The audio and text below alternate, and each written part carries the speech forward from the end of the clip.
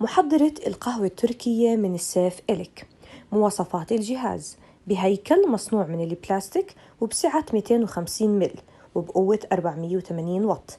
هالجهاز متوفر في العديد من نقاط البيع وعلى الكثير من التطبيقات.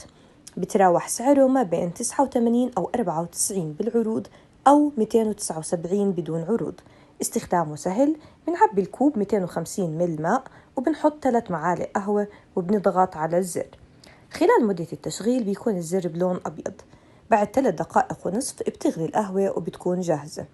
ملاحظة: في سنسور بالجهاز بحيث لما تغلي القهوة يفصل مباشرة ليتفادى كب القهوة. القهوة بتكون بوش، لكن ممكن تغلوها كمان مرة إذا بتحبوها بدون. النتيجة جدا مرضية مقارنة بالسعر.